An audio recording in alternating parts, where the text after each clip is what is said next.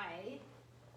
If we were face to face, you could see all of our technical difficulties that we've been having to try to get this started at 3, but we're finally glad that we're here.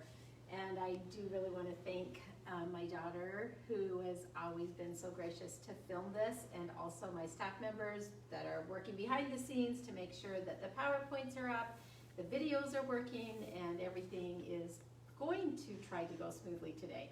So I'm Stephanie Anderson, and we're here today with Welcome Baby and doing our live Ready to Learn classes, and we're excited to be with you again. I know some of you have asked, when are we going to be able to start to be together and have these classes face-to-face again? And unfortunately, because of not having the staff members, we are not going to be able to meet together very soon. And even though we might be able to start meeting in July as the different restrictions decrease, we are not able to have interns that we normally do. And so we will be doing these remotely throughout the summer. And we will still be sending books and hopefully maybe able to do a smaller session. But it is difficult when we have childcare and order the pizza and to try to get everything ready and not to have staff to help us. We have a very limited staff, but those are with us do a really good job.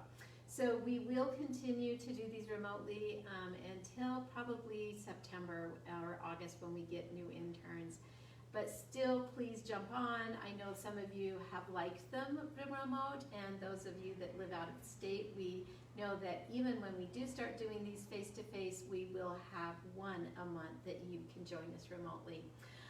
I'm really excited today because of the remote different things that we've been doing. We've been able to have Osborne Books. I don't know if any of you are familiar with their books. They're very high quality books. I have purchased them. I like their titles. They have a lot of different activity books, but they also have great storylines.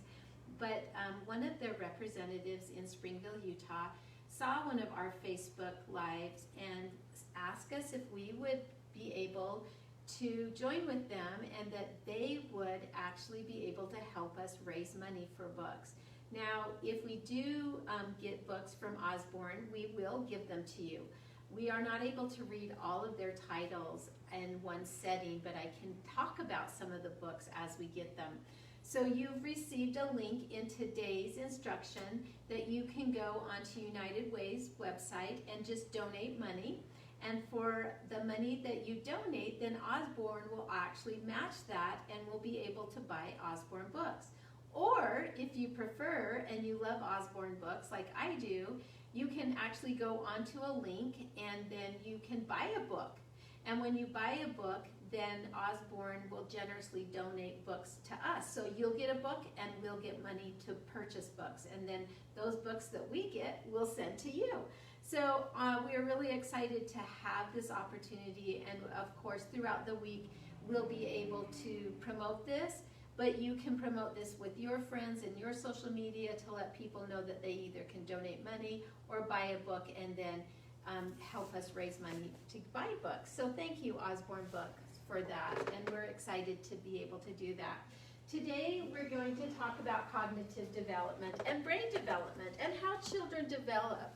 And it's one of it's a great topic. It's one that I think that parents want to know more about. The one thing that I do want to say is don't become so concerned if you hear, oh, that I need to make sure that I'm doing right this time, because we all know that we can develop throughout our life. There's never a time when we can't learn something new, although that there are times when it's better to learn something. So one of the things I'll caution you today as you're learning and following along with the PowerPoint is to make sure that you look at this in a long-term section and not always think, oh, I've got to do it right now, or my child will never be able to get where they need to in life. And I'll probably share some experiences how I sort of thought that as I was going. But we're going to talk about brain development and things that you can do right now, no matter how old your child is, to help them reach their full potential. And so as we go through this, we're going to share some books, we're going to share some PBS videos, and we're going to share some research that goes along with brain development. So you will be able to go on to your site and follow along with the PowerPoint. You'll be able to watch this video indefinitely, but you have until Friday at 3 to fill out our Google form and so that you can receive a free book. I received an email today that some books got sent back, and I'm not sure why, because we take them to the post office and we send them out. But if you haven't received your book, please email us. I'm not sure what happened, but we're going to actually email them, not email them, but send them back out, those that got returned. And also, there has been a couple books that have come back with the wrong address. And so make sure that your address is correct. But like I said, if you haven't received a book from the Facebook Live sessions, let us know and we can remedy that problem. As we go through, I know there's a key word and I'm going to say it now so I won't forget. But remember that Osborne Books is doing a book drive for us, and I hope that you donate or let other people know it. But the key word today is books. And that's what you want to put in your Google form. And I'll remember to say that as we proceed in this and then at the end. So what is brain development and why is it important? And what should you be doing to help your children? Well, we do know that children develop universally, they develop individually, and also our cultural aspects, or where we live and what we value, makes a big difference on how children develop. Now, when we talk about children developing, let's think about something universal. Now, universal would be like walking. All children walk unless they have a physical deficit. But all children walk. Now, culturally, children in some cultures are carried more than in other cultures. In the Westernized society, we value independence, and so we encourage our children to walk, unless maybe it's your last one and then you want to hold them a little bit longer. But each child, our culture has a different way of one that is appropriate. Now, individually, that makes a big difference too. Think of your own children. Did they all walk on the exact month? Or were they individual in that progression or development? My oldest son, I was just talking about this last week to one of his kids. And I said, you know what? Your dad knew how to walk, but he preferred to crawl until it came to Halloween. And then he wanted to make sure he could walk so he could go get a treat. Some of my children walked very quickly. Now, just as, and this is generally speaking, not specifically, but we do know that children that are petite and small usually walk sooner than children that are heavier or chunkier. And so sometimes the individual physical differences of a child will determine on when a child will walk. So walking, all children will walk. Their individual differences or their culture might play a difference. So how does culture play a difference in child development? Well, one of the things that we know for potty training is that all children get potty trained unless, again, there's some kind of delay that child has and needs some intervention. But we know that culturally, in some cultures, that children actually become potty trained very quickly. In fact, there's some cultures that the parent will hold them and they don't wear any kind of diaper or nappy or anything, and the parent actually can tell when a child needs to urinate or go to the bathroom, and so they will actually make that happen. In other cultures, that might not be something that happens until a child is older. And so in our culture, we know that it's typically about 3 or 4 for children to be completely potty trained. That's considered typical. But other cultures, that might not be. Other things that cultural differences might play into for development is sleeping. How a child sleeps and where a child sleeps can be culturally identified. So once again, these 3 things will determine how children develop. Individually, That is a big one. And so we can't compare one child to another because their individual differences can cause a great thing. Now, one of the things that is good to know that we have resources and agencies such as Help Me Grow that can help parents know what is typical and normal for development. If you don't know about Help Me Grow, please inquire about us and we'll give you the link that you can sign up. But you will receive an ages and stages questionnaire that you as a parent fill out, and it will show you what your child typically should be doing for a certain age and if a child is developing. So there are some things that we do want to know universally what should be happening. And so if a child isn't, and it's not an individual difference, or maybe it is, then we can find some help to help strengthen that development. So children develop in those areas. We have what we call domains of development, and those are just certain areas. Now, as we think of these domains, I really like this puzzle because each piece creates a whole child, and you don't have a whole child with just one part of development. So we know that children develop socially and emotionally. How they think of others, how they think others view them, how they think of themselves, and how they think of other people. That's social and emotional. And even though that's a big domain of development, it interacts both socially and emotionally. Another way children develop is in their physical.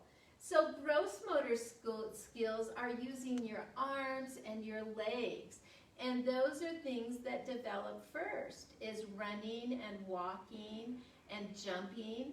Part of gross development is being able to have strength and stamina. So can you continue to run? And the stamina and the strength of, can I run one way and then switch and run another way? Do I need to use both feet as I go upstairs and downstairs? Or can I do one foot at a time? So those are gross motor skills. So fine motor skills are using your fingers, and those are later developed. Children develop from the center to their extremities. And so fine motor skills develop later than gross motor skills. But we can encourage children to use them by using their fingers, by picking up things, by grasping things, by opening things. So that's fine motor skills are using your fingers. And then our cognitive development is how we think and reason and how we learn new things. Language development, depending on how you're taught about child development, can be its own exclusive puzzle piece, or it can be included in the other three. But language is how we talk, our verbal understanding. And so all of these fit together. One of the things, if you were here with me, I would ask, when's the last time you were sick and you did not feel good at all? I mean, you were down sick. Did it affect your social and emotional reasoning skills? Did it affect your cognitive skills? Did it affect your language skills? So one of the things that I want you to know is, just like the fingers on our hand, those domains of development are interconnected, and they help a child. Now, some of you have children that it seems like their gross and their fine motor skills are just come naturally, and they are really adept in that, and they can move very quickly, and you don't seem to have to really encourage them. But maybe they're a little timid or shy, and so you need to work with that child to help them with their social development. And so I remember years and years ago, someone asked me, what is the most important domain in development? And as I thought of that, I thought of, cognitive, because if you can think and reason, then you can have all those other skills. That one's the best. But we know that we've had very, very bright people that have caused great damage because they did not have the empathy they needed for other people. And so there is not one that's better than another. But you will see your child might just on their own have great cognitive skills, and so you might need to help them with the other skills. With my own children, I have 4 children, and each of them really have great talent. My daughter, for example, has great fine motor skills. We used to joke that all we had to give her was a roll of paper towels or toilet paper, and she could create about anything. She has great ways of being able to do that. I have another son that his social skills are amazing. He really seems to be in tune with other people and understanding how people feel. Another child has great physical abilities, and it didn't matter what sport he played. He just picked it up just like that. So each child is going to be different, and that's what sets them apart, to see how they develop in every area, and then that defines their personality and temperament. So we don't want all children to be exactly the same, because that's what makes us individuals. And so think of yourself, but we do know that a child that is really, really shy might not want to go play or use their physical skills or their gross and fine motor skills. If they're really shy, they might not ask a question, and so they might not get those cognitive skills that they need in school. And so as we look at our children and define their personalities and their temperament, we can help them in other areas to make sure that they develop, because they do help each other, or they do, each one of them connects with each other.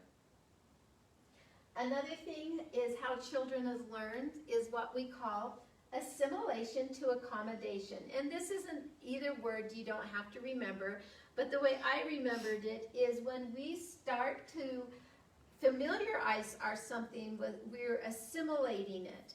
We're trying to understand it. And what else is it similar to, so we can understand it?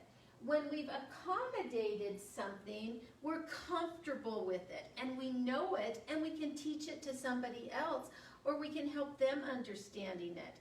Now, the best way that I can help you understand accommodation and assimilation is to think of my old recipe box. I don't know if any of you have a recipe box or you store your recipes online, but I have a recipe box that I've had for 20, 30 years. And each section has different recipes.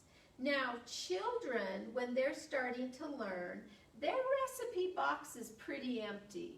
They don't have many recipes in it. And they're going to assimilate or find new information by what they already know. And as they get older, they're going to add new cards, and then those cards are going to subdivide, and they're going to actually, maybe in salads, you're going to have a fruit salad, or you're going to have a green salad. And so as we add new information or meaning, our box grows just like our brain does. Now this image that we have of a dog is if a child saw a Dalmatian for the first time and they knew dogs, they would probably say, oh, that's a doggy. But maybe they see a great big Dalmatian and they know horses, they might call it a horsey. Or maybe they only know polka dots, so they just say polka dots. And sometimes when children assimilate new information, or they find something and then they're trying to reason what that is, it sounds pretty silly. But actually, when you stop to think about it, those children are really trying to understand, and they're actually being very intelligent. So this happens all the time with children. For example, a lot of children will only call all meat chicken, if that's all they know. So everything is chicken except maybe hamburger. And then maybe they'll learn new meats. This is an example that I'll share with you from years and years ago, because my grandson is a teenager now. But when he was a little boy and he came to eat with us on Easter, we had a traditional Easter ham. And he kept asking for more pink chicken. Can I have some more pink chicken, Grandma? He would say. And I didn't want him to think that we were eating pink chicken, so I would say to him, oh, this isn't chicken, this is ham. It's a different kind of meat. So I want you to think about your own children. What if they maybe said the wrong word to, or looked at something and thought it was something else, but it wasn't?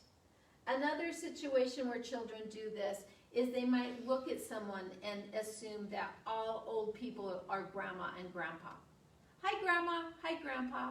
Or they might see a certain car and think that it's a relative's or a friend's. Oh, there's so-and-so, there's Joe, there's his car. And so you can really see how they're using their reasoning skills, but they might not be quite right. So how can we help children in this assimilation and accommodation phase? We can point out what's different and what's the same and give them new information and new meaning. So with this Dalmatian, if they saw this and said polka dots, you could say, you're right, there are polka dots, but this is a polka dotted dog. And then you can start looking at other dogs and giving them. And it's called a Dalmatian because it has dots. And you could just start naming other animals. And children are going to do this. And when children do it, help them learn new things. Don't say, oh, you're wrong, but instead point out what they have recognized and say, but here's what it really is. I know that every morning when I went to work, I would stop at a convenience store and I would get a Diet Coke. And it wasn't long before when my daughter wanted a drink that anytime she wanted to drink, she'd say, I want a Diet Coke. Now, was I giving her Diet Cokes at that time? No, I wasn't. But for her, a drink was a Diet Coke. And then we had to start explaining to her, no, you want some water, or you want some milk, or you want some juice. And so that's what accommodation and assimilation is. And as children learn new things, then they're going to be able to expand, and then they're going to be able to put categories in. I'm amazed at how smart children can be. And for my own grandchildren, they play Pokemon or other card games, and I know very little bit about it. I have a very empty recipe box in that category. But they can tell me which card beats what and why, and they can describe to me why and how it works. And so don't hesitate to give children information, because if they're interested in it, they will be able to learn. So one of the things that I had a professor teach me, and most professors in child development will teach you this, but he had a very unique way of teaching it. And he talked about scaffolding. Now, when you think of scaffolding from a construction point of view, scaffolding is going higher. It's starting low and then working your way up. And with scaffolding with children, that's what we want to do. We want to give them basic information depending on what you're talking about, and then giving more and more with each step, and so that each step will lead to more of a progression. In scaffolding, we don't have a very low step and then miss all the middle steps and to go high. There's steps. Now, one thing that's really important to understand when we're helping children scaffold or learn new things is most of us, when we're comfortable doing what we're doing, we don't really want to learn new things. If we're having fun just playing with a ball and we don't want to learn how to bounce it yet, no matter how many times I bounce it and say, oh, look at me bouncing a ball. If a child just wants to roll it and kick it, that's what that child's going to want to do. But say a child sees that you bouncing the ball and they want to try it, and they usually will get frustrated.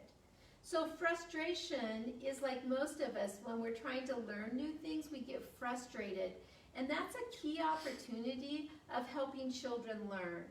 How many of you have children that are like under a year and they're learning to crawl, and they crawl and they get stuck somewhere? They can crawl in, but they have a hard time crawling out. And they get mad and they put their head up and then they bump their head. So there's the perfect opportunity to help them learn.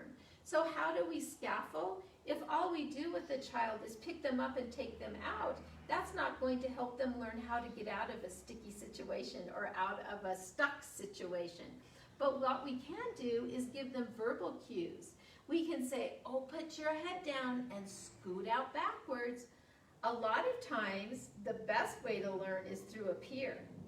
And so they see another 10-month-old getting stuck, and they watch how they get out. Or you can get down on the floor and show them how. So modeling, them watching peers, giving verbal cues, or talking about it are some of the best ways. By just doing it for them, they're not going to learn the activity.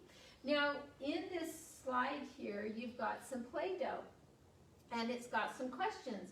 What 3 shapes will a child make with Play-Doh? Well, that depends, doesn't it? But a very young child, when they first start out with Play-Doh, the 3 shapes that they make are a pancake.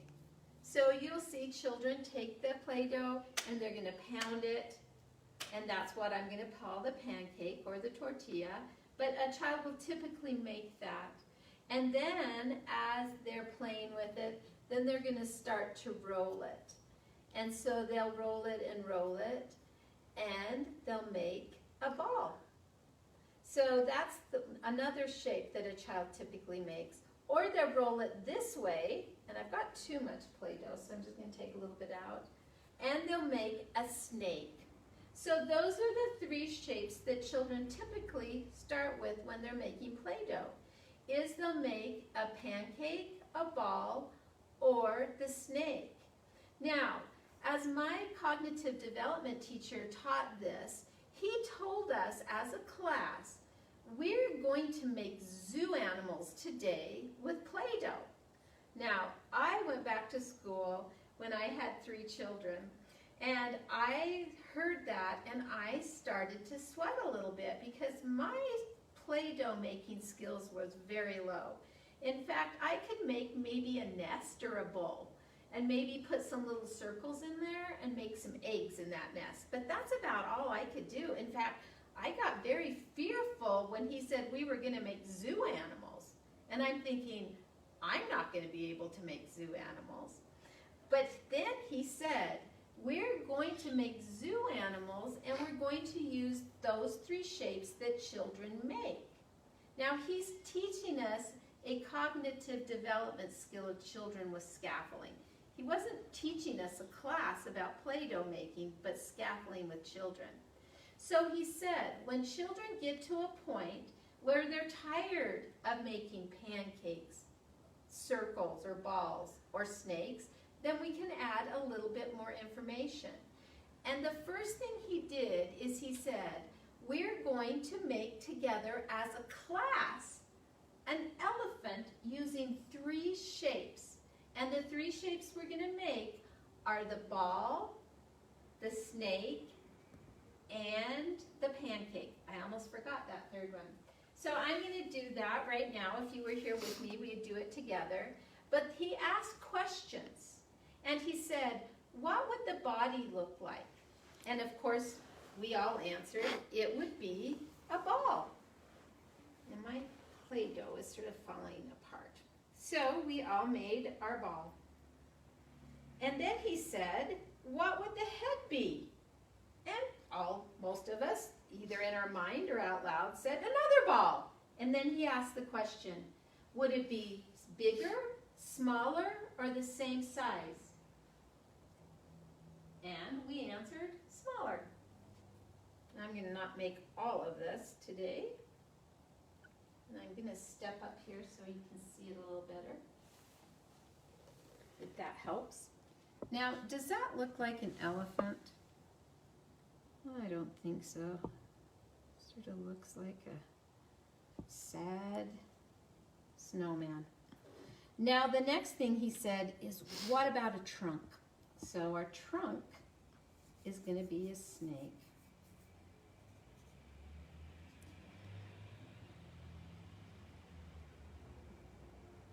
Still no elephant, I don't think.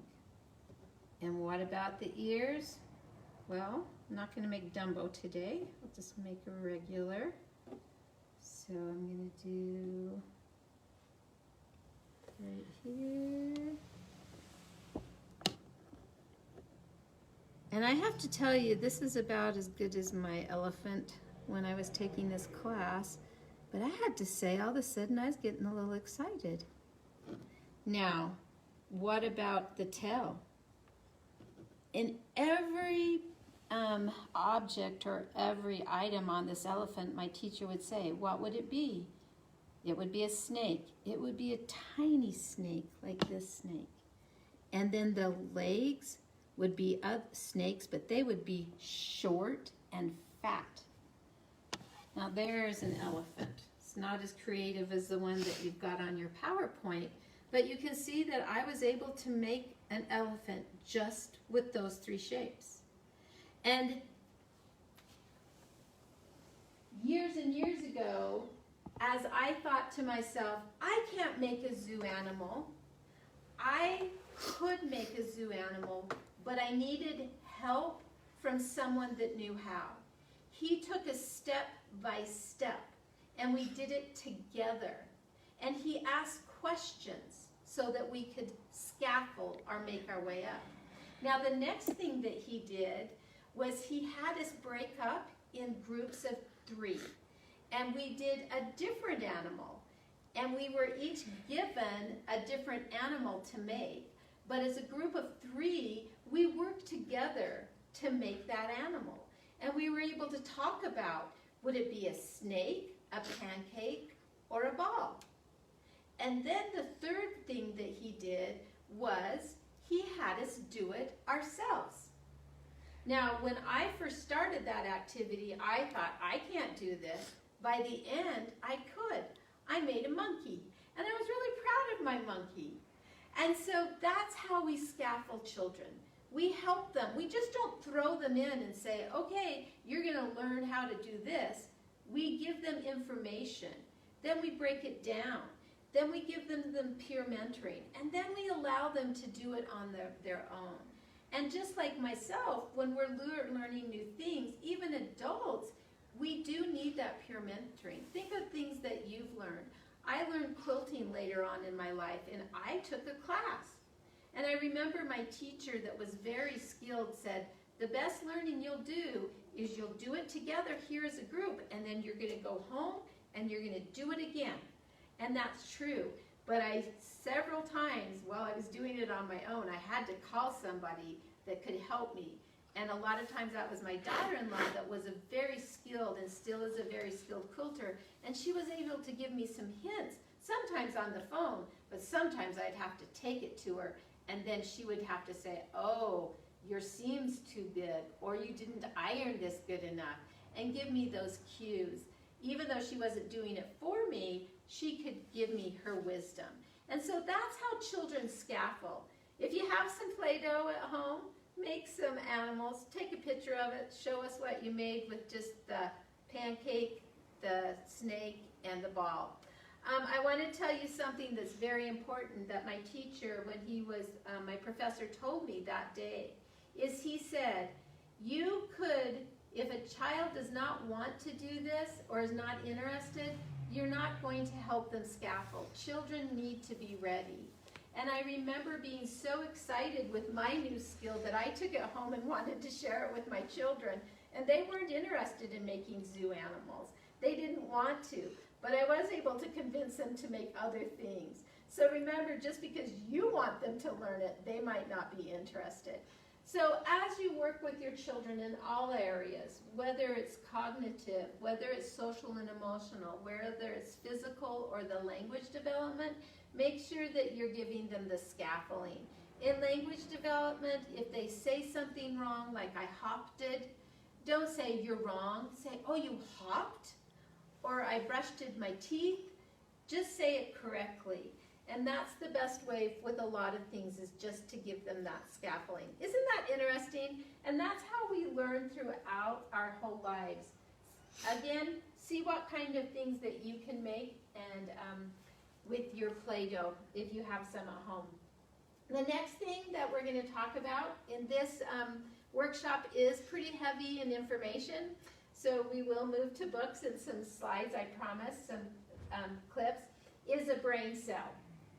Now, in a child, there's differences in a child's brain than in our brains. And there's not a lot of differences, but there's some very important differences. In a brain cell or a neuron, there's several parts. And there's one that's called the nucleus. Now, the nucleus is the brain of the brain cell, and it tells that brain cell not only what it's going to do, but where it's going to go in the brain. I just think that's fascinating that the neurons or the brain cells know exactly where they need to go. Another part of the brain is called the cell body, and the cell body is just all of this. It's like our body. That's the cell body. Now, the axon is this long tail on the cell body, and it reaches all the way down, and it will branch out. And this is what sends messages to our body or our emotions or whatever, our thinking skills, depending on what neuron it is. It will send information, and then these dendrites or these axons, they will send that information to where it needs to go. Now, on top of the cell body is what we call dendrites, and it almost looks like a branch of a tree or the root of a plant. And these dendrites are what's going to receive information, and then depending on what they're going to do with it, then it's going to go down the axon and send it out. And that happens through a chemical impulse, and it happens very quickly in some cases.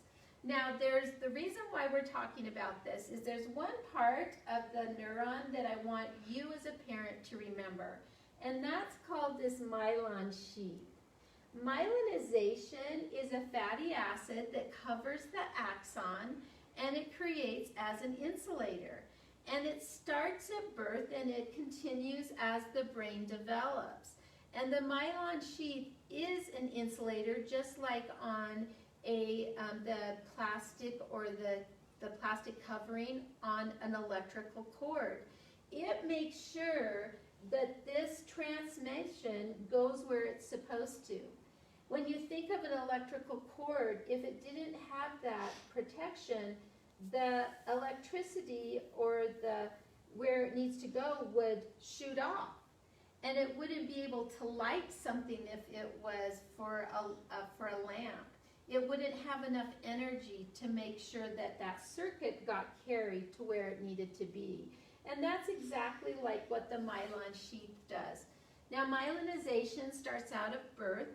It is a fatty acid that's produced by good fats like breast milk, and then our whole milk and our whole dairy products are good type of fats that come from beans and from avocados, not the Cheetos and sugary kind of fats, but the good fats. And that's so it's good to have, it's very important for children and adults to have good nutrition so we can get that myelin sheath over those axons. Now, the reason why I'm talking about this is children do not have many of their axons covered with that myelin sheath. In fact, when children are experiencing things and using their brains, what will be developed is what is being used the most, and that's what will develop the most in their brain. And so myelinization starts at birth and then it continues. And so when you ask your 2-year-old to go get their shoes so he can get in the car to go to the doctor's appointment, and they start on the way, and then they see their stuffed animals or maybe something that they want to play with, it's not that they're ignoring you, it's that they do not have the myelin sheath that will carry that connection to do that next step. And so there's a lot of what I would say short-circuiting going on.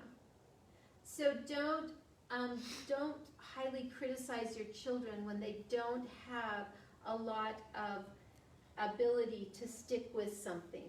Isn't that nice to know?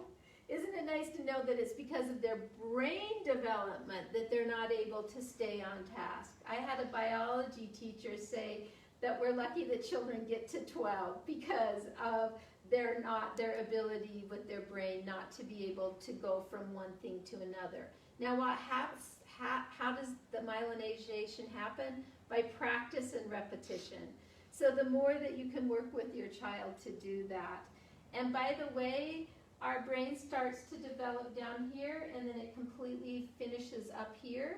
We don't finish our brain development. For women, it's in their early 20s, and for men, it's in their mid-20s. And so we still, even though we might have teenagers, we're the gatekeepers of our children to make sure that they are making good choices, because the frontal lobe, where we have a lot of self-control, is what develops last. And again, healthy eating helps with brain development and sleep and positive relationships. So those are the things that we want to do. I do think that this is a really neat slide. I'm not going to spend a lot of time on it. You can look at it on your own.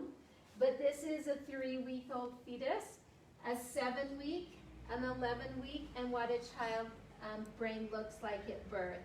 And so here's the different parts of the brain. And then on this end is the brain as it develops. It's just like a little tube, and then it starts to unfold. Isn't that interesting that here is our frontal lobe, and then as it develops, it actually unfolds.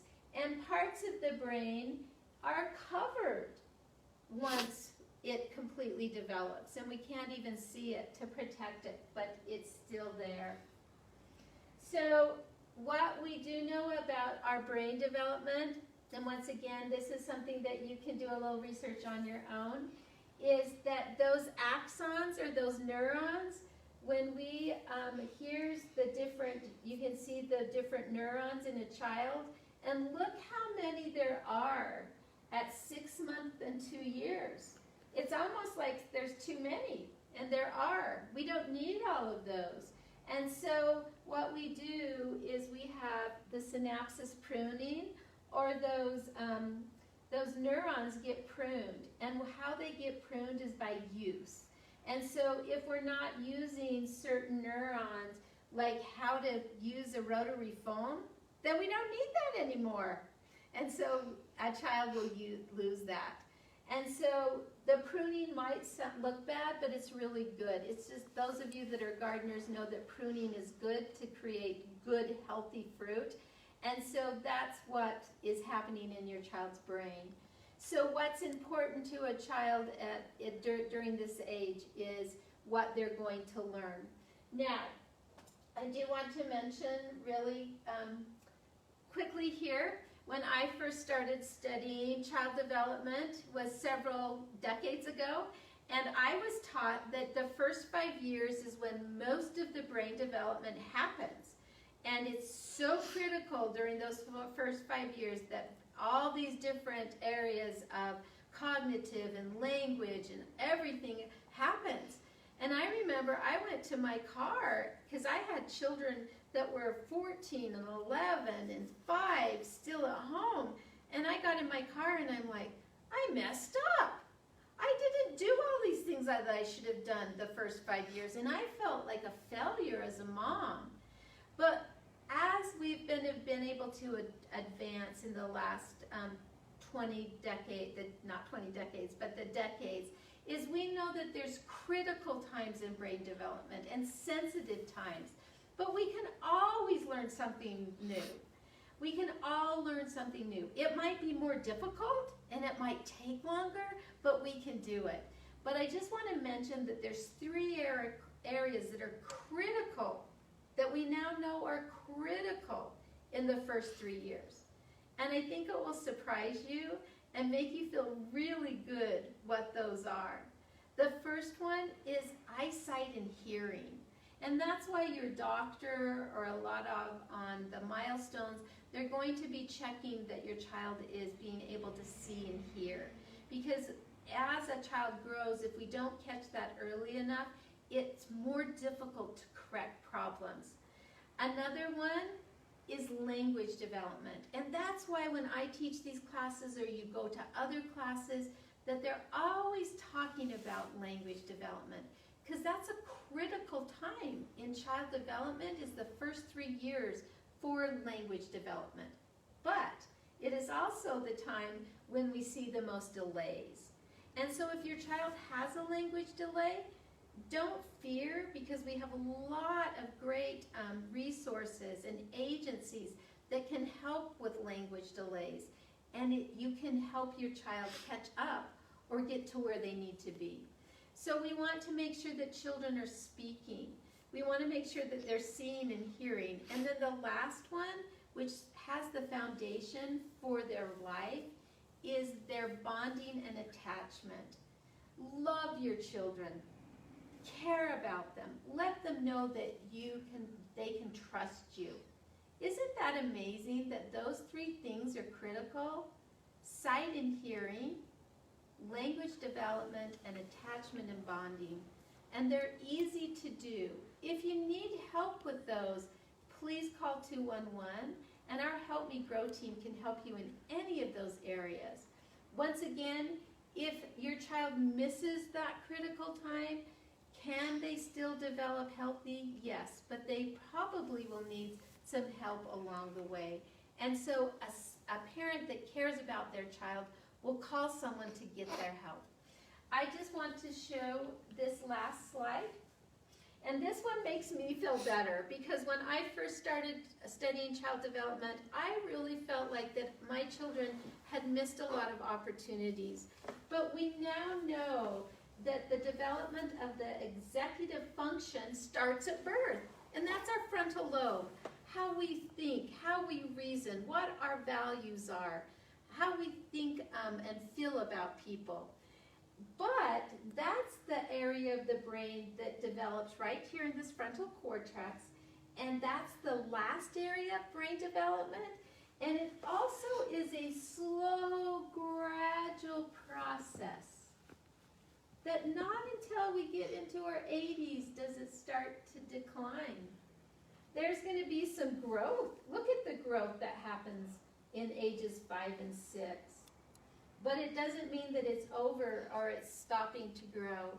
So if you felt like I did at times, that maybe you didn't give your young children what they needed, know that there's always places, there's resources, and children will continue to grow. Give them the love that they need, and that's one of the best things that you can, and talk to them and read to them.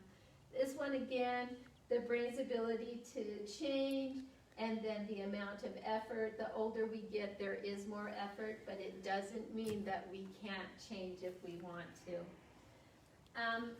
So we're going to talk about those 3 areas and what you can do with your child in each of these areas.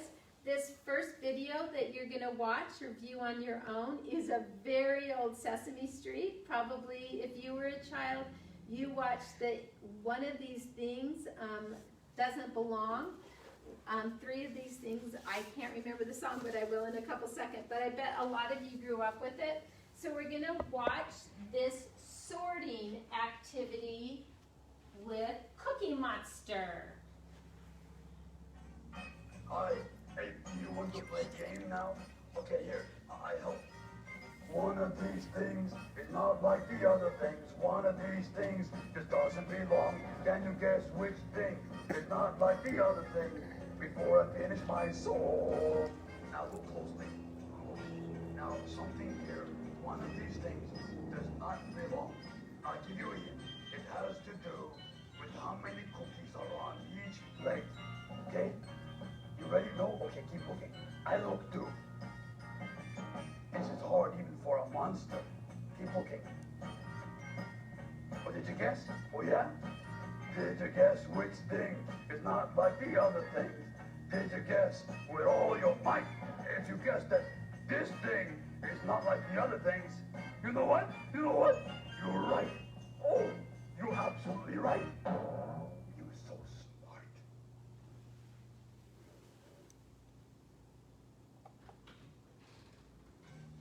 Hi, hey, do you want?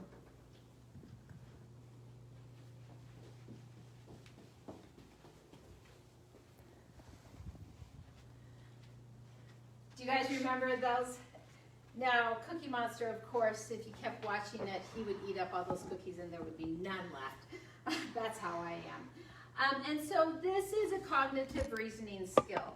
So, and Sesame Street did quite a few of those to help children, and they would take a lot of times, they would ask a lot of questions, they would do some scaffolding, they would point out things, and so children can learn cognitively by television. The studies that have been done on several of the PBS shows say that the child needs to just watch it once or twice a week to have a positive effect on them. And so we do know that children can learn through TV, and especially shows like Sesame Street. And so I remember years and years ago, as my daughter watched this, and I kept, afterwards I said, so which had not the same amount of cookies? Which one only had 2 cookies instead of 3? She looked at me and she said, why is Cookie Monster's eyes on top of his head? And I sort of looked at her like, I don't know, and I tried to, and I thought, so he can find cookies really fast? And she said, are there real animals that have eyes on top of their head? So we completely stopped the whole which has more, which has left, and we started to think about animals. And not thinking as quickly as I should have, we thought of a couple, like an owl, but we went to our local library and asked our librarian, and we found out about the different reptiles that do and different animals, and that led us to learn new things. And so the next time we watched something like that, she said, oh, I know animals that have eyes on top of their head, our eyes on our top of our head. And then I directed her to which has more cookies, and we were able to do that. So children are able to actually learn new things as they go along and have reasoning skills. Now, the book that that could go with this is The Big Red Barn. It talks about different animal sounds and different things that go along and sequencing. One of my favorite stories about cognitive development is called The Day Jimmy's Boa Ate the Wash. I know that I sent this to some of you. It's one of my favorite books about the sequencing skills or the sequencing or what happens where one thing follows another. So, The Day Jimmy's Boa Ate the Wash. I think it's by Stephen Kellogg. Yes, it is. Nope.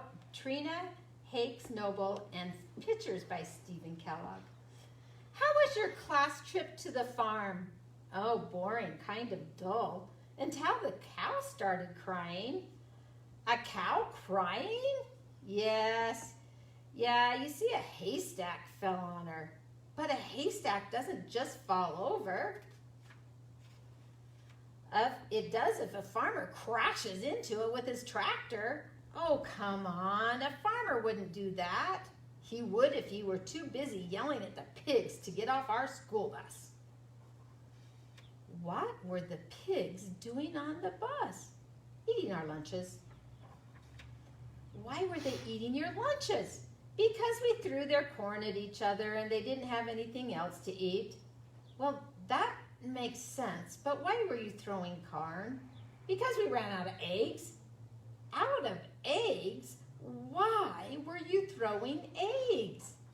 Because of the boa constrictor. The boa constrictor? Yeah, Jimmy's pet boa constrictor. What was Jimmy's pet boa constrictor doing on the farm? Oh, we brought it to meet all the farm animals, but the chickens didn't like it. You mean he took it into the hen house? Yeah, the chickens started squawking and falling all around. Go on, what happened? Well, one hen got excited and laid an egg and it landed on Jenny's head. The hen? No, the egg, and it broke yucky all over her hair. What did she do? She got mad because she thought Tommy threw it. So she threw one at him. What did Tommy do? Oh, he ducked and hit Mary Ann in the face. Oh, so she threw one at Jenny but missed and hit Jimmy, and she who dropped the boa constrictor. Oh, I know. The next thing you know, everyone was throwing eggs, right? Right. And when you ran out of eggs, you threw the pig's corn right again. Well, what finally stopped it? Well, we heard the farmer's wife screaming. Why was she screaming? Well, we never found out because Mrs. Stanley made us get on the bus, and we sort of left in a hurry without the boa constrictor. I bet Jimmy was sad because he left his pet boa constrictor. Or not really. We were left in such a hurry that one of the pigs didn't get off the bus. So now he's got a pet pig. Boy, that sure sounds like an exciting trip. Yeah, I suppose if you're the kind of kid who likes class trips to the farm. I love that book because think of what that child had to remember to get her reasoning skills and why one thing followed another. So another way that children develop is, like we said, in our social and emotional development. And I think that we do know that Daniel Tiger has many episodes that help us know about social and emotional development. I hear such positive comments from parents that talk about that social and emotional growth that children get from watching Daniel Tiger. It is PBS's one of their top shows, and it does really teach great social skills. Another show that's going to teach social skills is Clifford the Big Red Dog and the 10 Big Red Ideas and different things like that. So as you look at shows, make sure you're looking, is this a cognitive skill? Is this a social and emotional skill? Are we learning physical skills in this show? So some of the books that I like about social development, and I know that we've talked a lot, so I'm not going to read a book today, but Swimmy, how Swimmy is important in the group. Scaredy Squirrel, this book is called The Bad Seed, and how this little seed thinks he's not any good, but he's able to change and make sure that he has some positive things. There's lots of social and emotional books that you can read with your children to help them understand and to empathize, and then to practice, because just like you can practice riding a bike, you can practice sharing, you can practice being kind, you can practice being patient. So sometimes we think that those social skills are just things that children can do automatically, but they're things that need to be learned and practiced too. So another way, and I'm going to see if I can get our PowerPoint to work, but it's not. So as you go along, the last ways that children develop is physically. And one of the things that we know is there's lots of PBS shows that talk about physical, and they'll ask children to get up and move. Now this is where it's important for you as a parent to co-view with your child and to model the behavior that's happening on the television. I know that I have lots of friends and family members that love to watch Dancing with the Stars. Now when they watch that show, they don't get up and start dancing, they watch it for entertainment. And so if you're watching a show such as Barney, the clip that we have in today's episode, where they have the children get up and move, a child will probably just watch that for entertainment unless you get up and move with them. Sometimes a child wants to watch it, and then you're going to want to replay it and then do it with them. But the physical activity that is being asked for children to do is not going to be done unless a parent helps a child do it. So get up and move. I really loved when I would come home and watch my daughter that was watched by her grandmother be doing dances and songs to certain shows when I came home, and they would be doing them together. So as your children are watching those shows, make sure you model that same behavior. One of my favorite books about physical movement is Skippy John Jones. This is such a fun book. You do have to practice reading it. There's some accents in there and some different words. But Skippy John Jones gets sent to his room because he's not being a very good cat. And he turns into a chihuahua. and he starts bouncing and bouncing. Once again, as we're going to talk about in another class, or if you've been to What to Do with the Mad-U-Feel class, we do know that children are able to control their emotions by movements. So as Skippy John Jones gets sent to his room to think about what he's done wrong, he actually starts bouncing on his big boy bed, and he starts pretending. And so children get to move a lot, and we want to find books where they're bouncing or moving. I know my granddaughter loves this book, Giraffes Can't Dance, about a giraffe that doesn't feel quite comfortable to dance in front of other people because he doesn't dance or move like they do. And then in the end, he finds his own dance and his own rhythm. Encourage your children to be physical. Remember, in all these different areas, the children sometimes need some help and some support, and you can do that through books and different activities that you do. Thanks for joining us today. Remember, the word of today is books, if you didn't get that at the first. And also remember, the Osborne Books is helping us raise money for books that we'll be able to send out. So if you would like to purchase a book or donate, the links are there. You have until Friday to fill out the Google form, and then we'll send you a book. I hope that you've been enjoying the books that you've been getting. It's fun to be able to pack them up and to get them out to you. Sometimes I think, have I sent this book to them before? You can comment if there's a book that you keep getting, but we try to do different ones. And so we are glad that we're able to reach you this way. If you do have questions about child development, you can call 211 and ask Help Me Grow for the Ages and Stages questionnaires. Or if you have questions and you need a parent support specialist, they can answer your specific questions about your individual child. Thanks for joining us today. We'll see you on Thursday for our storytelling session.